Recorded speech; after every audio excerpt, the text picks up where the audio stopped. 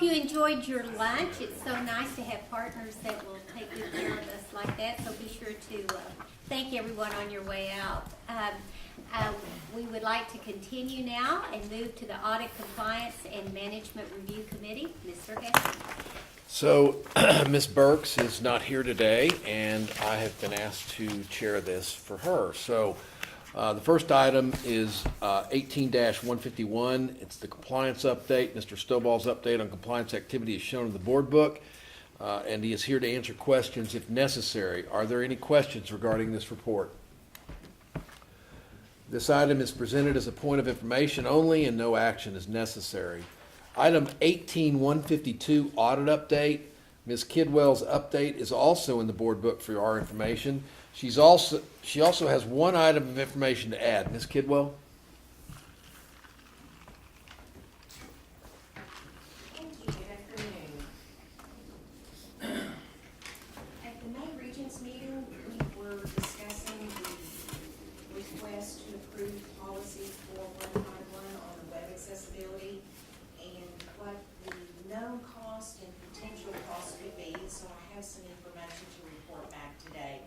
But I would like to remind everyone what Region Ayers said is the total cost won't be known for several years. But what I do know today, I'll be happy to share with you. We have a 3-year commitment with a service provider to give each individual website editor the tools to monitor their own webpage and ensure accessibility, as well as our webmaster's office to have a tool to oversee the entire website. That 3-year commitment is $46,800. So over 3 years, that's a commitment the university's already made. Of course, the website audit itself was $5,400, excuse me. So the total known costs are $52,200.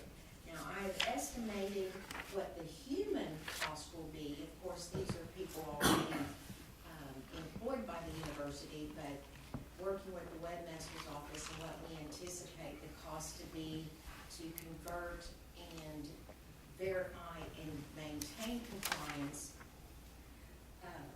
for the next 12 months, it's roughly $28,000, give or take. And again, that's a very rough estimate on an average hourly salary, and a guesstimate based on how big the web pages are. So roughly what we know for the next 12 months, $28,000 worth of effort, but that's not additional money because they would already be getting paid. And then the 3-year commitment of software at $46,800, and then the audit itself is $5,400. So those two items together are $79,000 plus some change. There are 3 areas that we've identified for accessibility that we don't have cost yet. We're still analyzing what we need to become 100% compliant for ADA accessibility.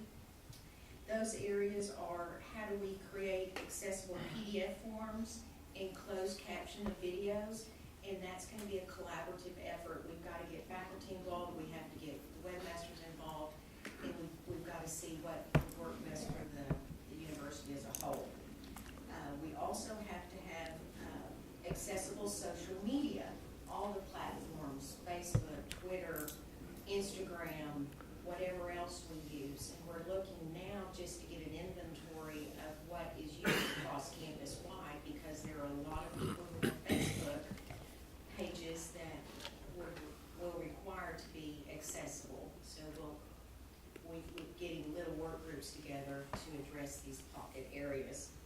And then a big area is closed captioning for live streamed and broadcast meetings and events. Like this meeting today, we already have a request for qualifications out to hire a company who will do the closed captioning as we're holding this meeting. So those costs, we don't know yet. We just started that process. So those are 3 big areas that the cost could be substantial.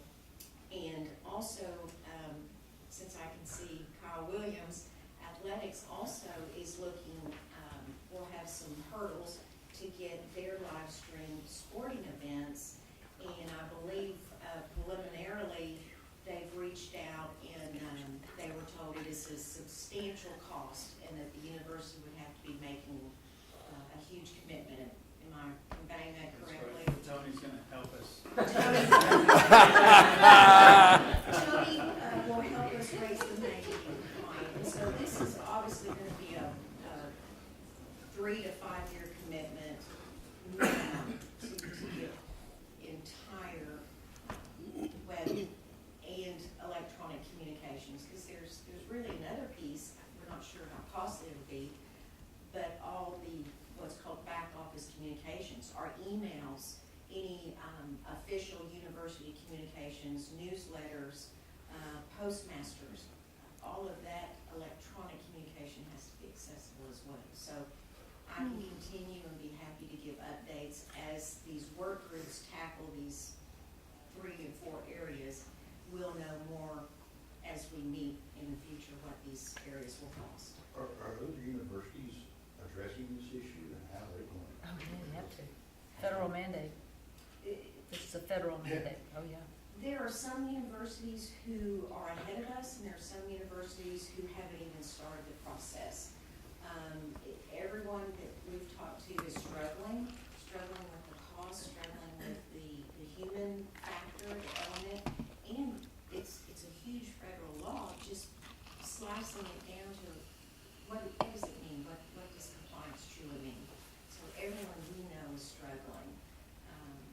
Are there any consulting firms that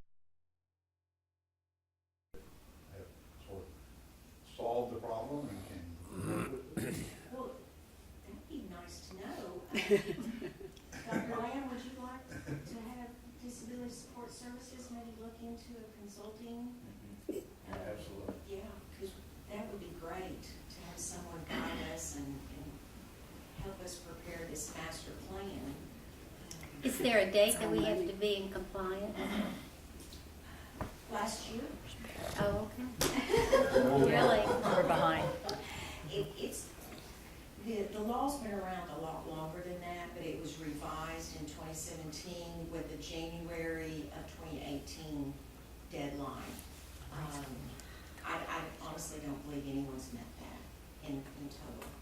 Along with what Warren said, this is an area I think subject to quite a bit of latitude in what you interpret the satisfaction to be, and I would not like to see us be way on one end to say, well, somebody saying we need to do this, when we could comply with less. Mm-hmm. I think the object would be to comply, but we don't need to overkill. So I totally agree with Warren that we need some help, I think, and the optimum satisfaction of the legal requirement.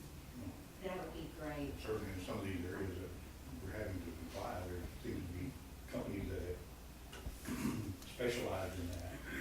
Yes. Maybe to help us through it. Yes, that would be Maybe a wonderful. huge cost, but we don't know where we're going. And that affects all of our online courses, right, that we discussed earlier?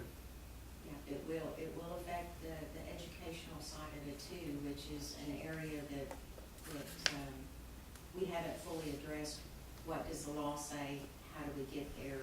And what tools are needed to get us to full compliance? Well, let's don't overkill. Let's do what needs to be done, but we don't need to set the bar here for, If we can get the Chevrolet yeah. instead of that.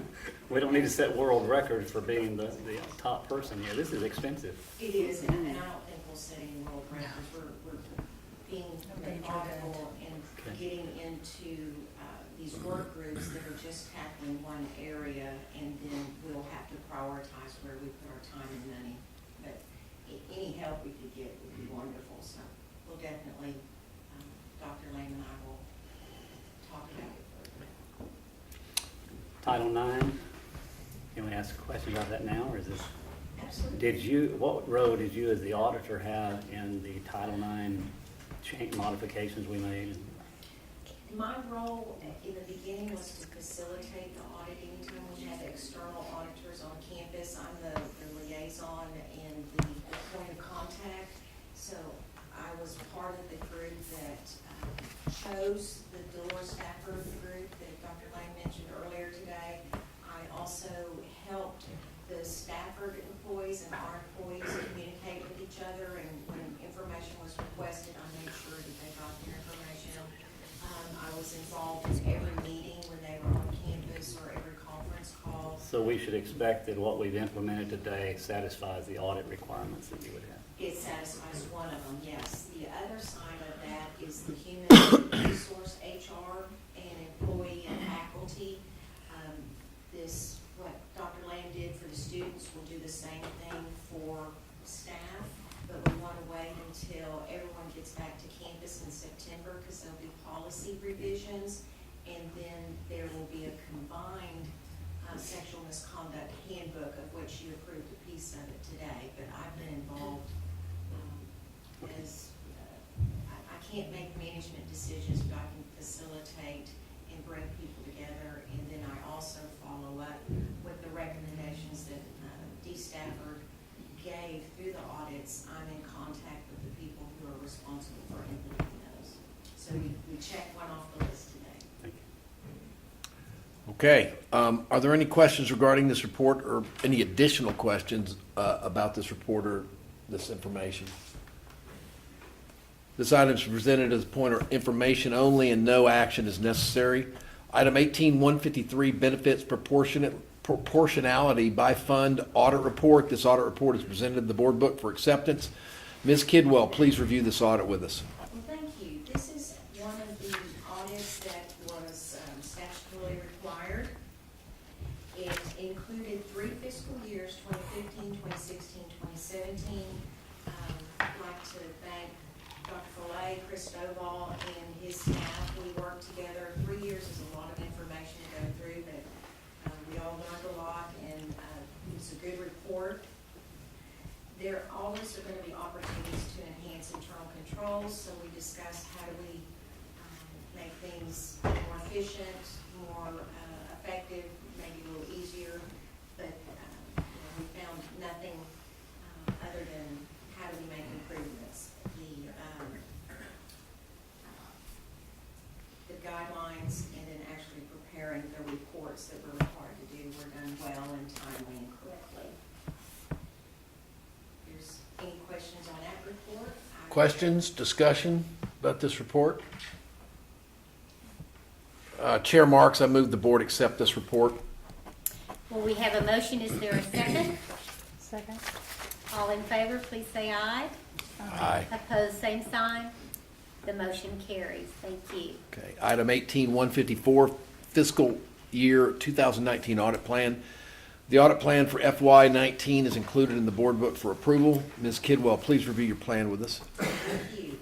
This is required by the Texas Internal Auditing Act that every year we plan the audits for the upcoming year, show where the audit resources are being channeled. Like years past, there are several audits that are statutorily required. There are several audits that we select based on risks. There are just administrative duties, and happy to report that I'm back to full staff now. The new auditor started yesterday, and she will help me fulfill 3,676 hours of audit time. Really? Yes. Hey, Yippee. hey. Be careful there. We auditors take offense to that comment. Everything's tracked, everything's tracked.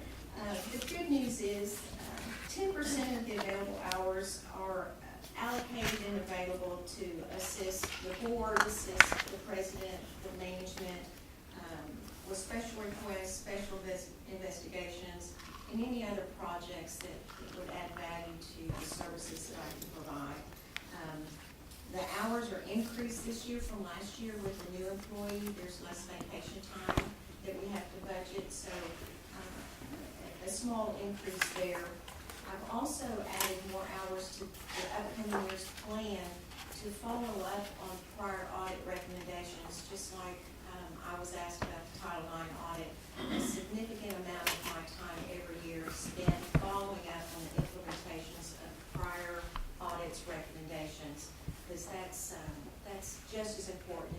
the audit is where are we in implementing all of those good suggestions and recommendations. I have been asked to serve as a peer reviewer for Texas Women's University in the fall. I'm very excited to have that opportunity. That'll help me even bring back good ideas and strengthen my quality assurance program at our university by helping others with their peer review. And that's my presentation for the audit plan. I'd be happy to answer any questions. Any questions or discussion about this? I do have a couple of things. So, Ms. Kidwell, do you feel that you are caught up now? I mean, I know that there was a period of time, and I apologize, but I feel like I need to ask the question. Do you feel like you're caught up now? Yes, Fantastic. yes. And for those that are not auditors, the peer review comment, that's a big deal.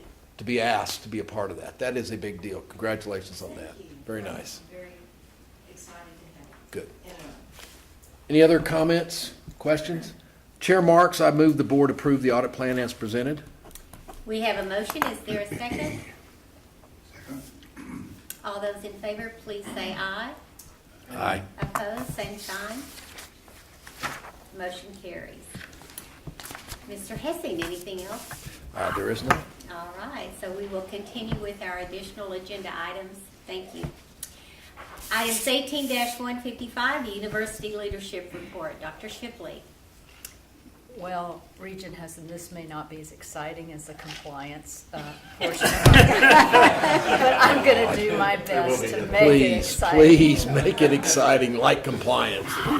So every couple of years, we do an LAR, which is our legislative appropriation request, and it requires a lot of effort by Marilyn, Valerie, Chris, our whole budget staff, where they fill out a lot of forms for an LAR document that's what, about this thick? Maybe that big, but it's a big document with lots of numbers, and then I get the task of doing a smaller administrator's report, and you may remember that last year or the year before, you approved an LAR statement by me in which Debbie and I went to the legislature to ask for support for this facility.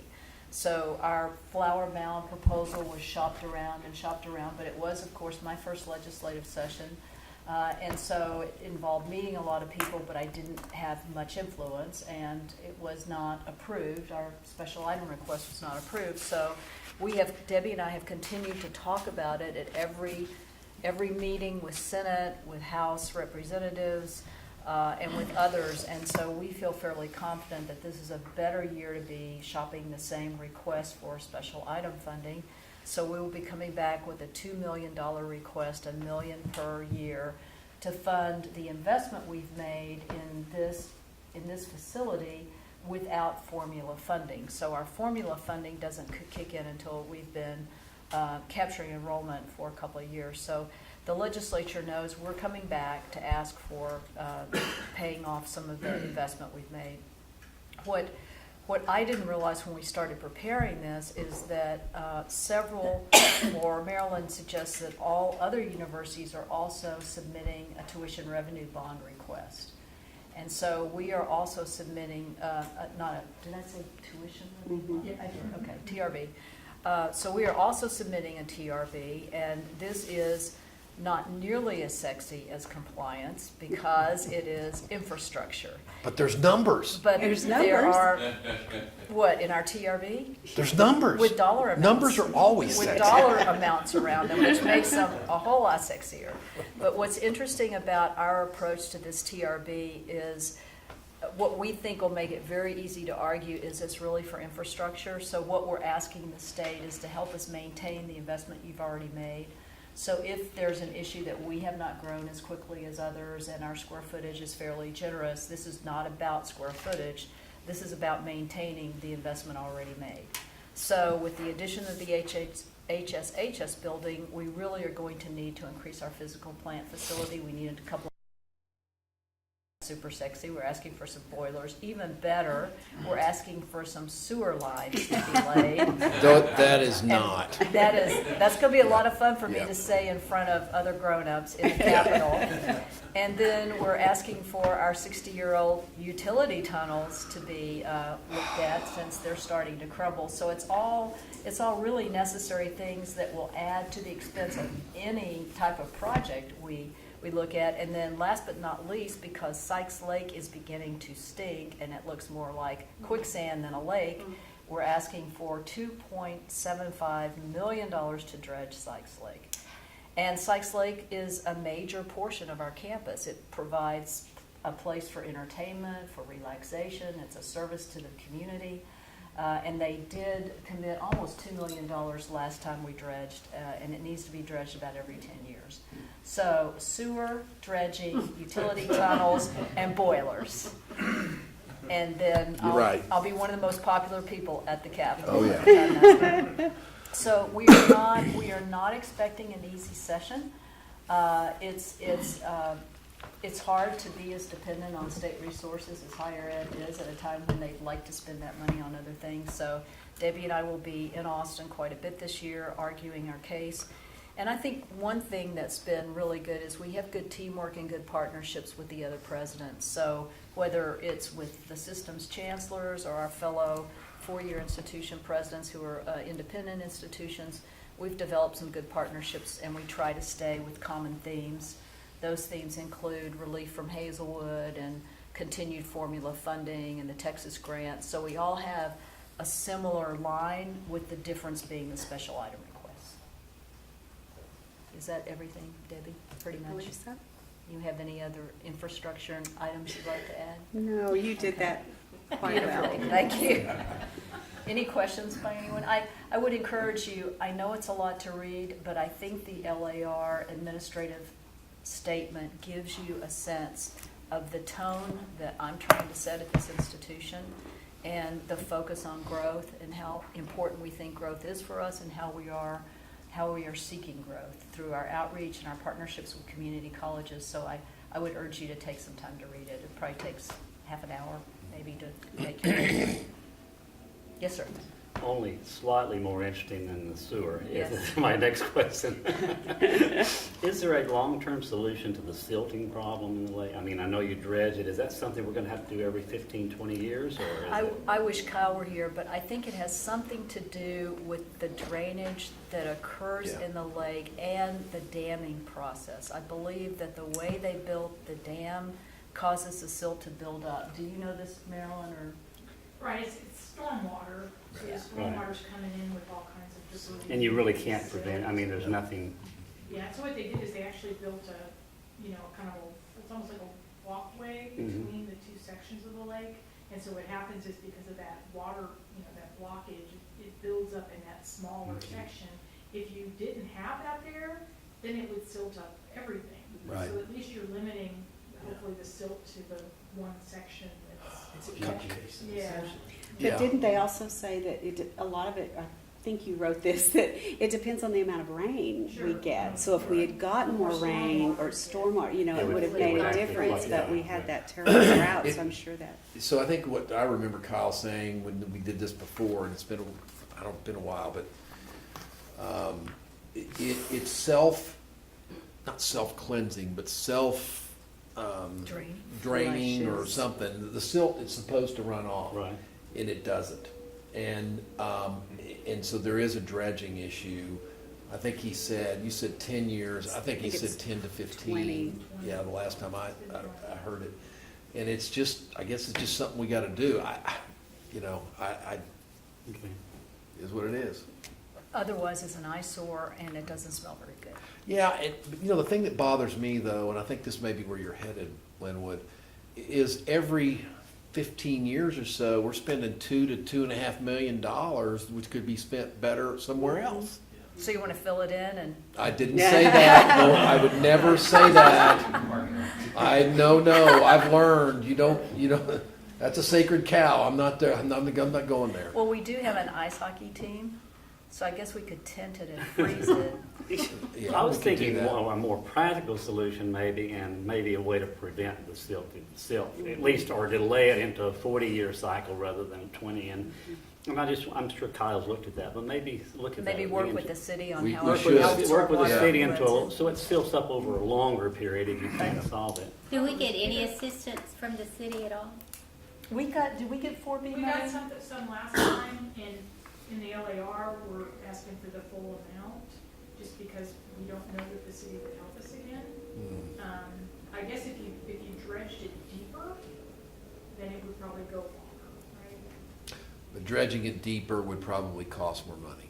Yes, oh yeah. Then you Yeah. have a longer Has it. time period before between. Well, I'm Okay, thinking about fill it. barriers around, foliation, something that's an engineering solution that might, You know, that it's long-term. Anyhow, I'm just sorry, I something did to offer. misspeak. It's 20 years. I thought it was 10. Is it 20? Yeah. Okay, that's good. 20. Well, it is an eyesore like it is, so it is something that needs to be corrected in some way. Is that it? Yes. All right, Thank thank you. We'll look forward to ongoing reports. All right, if you will return back on your board book to page 157, or 156, item 18-156. The Board of Regents meeting dates for 2018, 2019. Our bylaws require that the Board of Regents meet at least 4 times each fiscal year in November, February, May, and August, and that the meeting dates be approved in the last meeting of the fiscal year.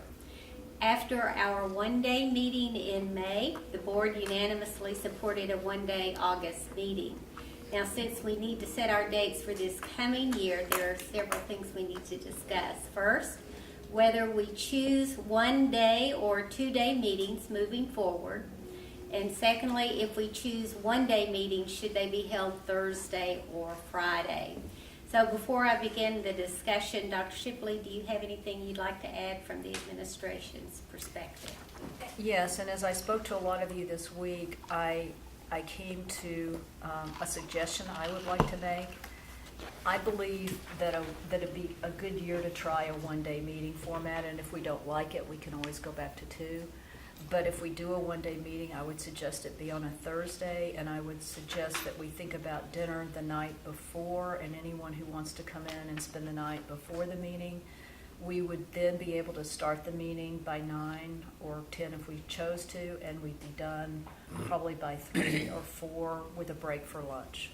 So my suggestion would be that we look at these dates and think about a Thursday meeting with dinner or travel the night before as needed.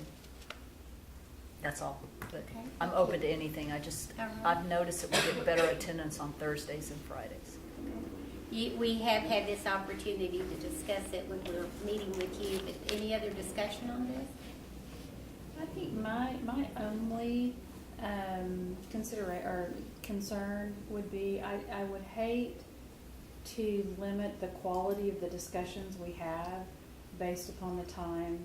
If everything is compressed into one day, there may be an issue that we really need to have a very robust discussion on, or multiple things. And I would just hate for that to inhibit the conversation, because we certainly want to do our due diligence on major issues. So that's. So I can think of a handful of times when we've had to carry something over on the next day.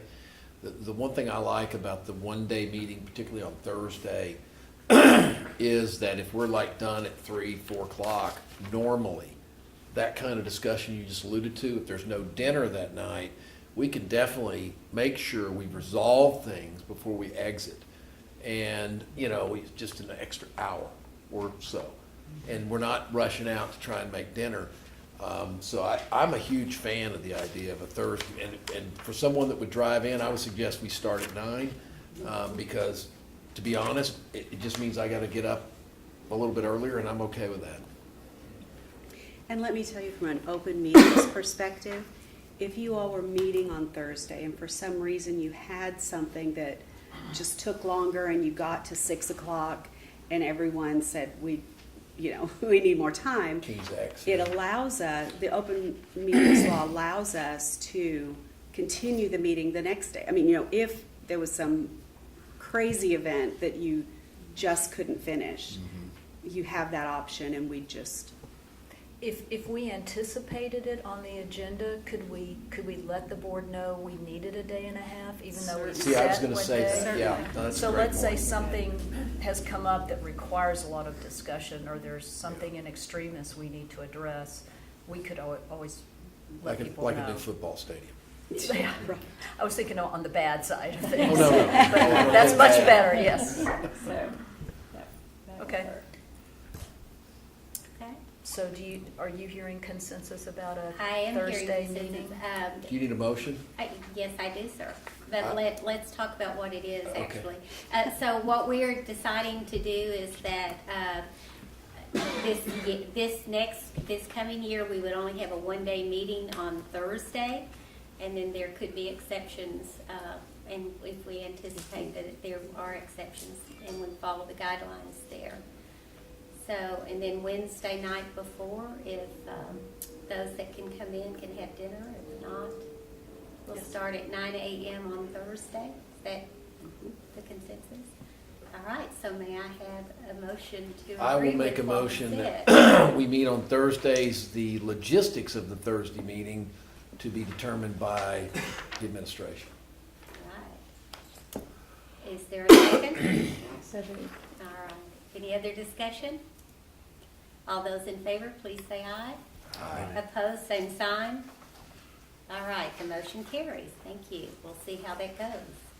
Okay, item 18157, election of board officers. A special nominating committee was appointed in May to make recommendations for board officers. This committee was made up of Mr. Hessing, Mrs. Burks, Dr. Sweat, with Mr. Hessing serving as the chair. Would you please present the nominating committee's report? Yes, Chair Marks. The nominating committee met at the end of June, and we came up with a slate of officers. So on behalf of the nominating committee, I recommend the following slate of officers beginning September 1st, 2018. Mr. Kevin Crosno will serve as chairman. Ms. Nancy Marks will serve as vice chair. Ms. Tiffany Burks would serve as secretary, and the member at large of the executive committee would be Dr. Shelley Sweat. And that's the recommendation of the nominating committee. Okay. And you're making that in the form of a motion? Yes. Okay. So we have a motion. Is there a second? Second. Okay. All in favor, please say aye. Aye. Opposed, same sign. All right, the motion carries. Thank you. Thank you for serving on that committee as well. The Board of Regents will now go into executive session to discuss items 18-122, real property, 18-158A, consultation with attorney, 18-158B, real property to include amendment to YMCA lease, and 18-158C, gift or donation to include a gift-related naming as allowed by Texas Government Code Section 551.071, 072, and 073. For the record, the date is August 2nd.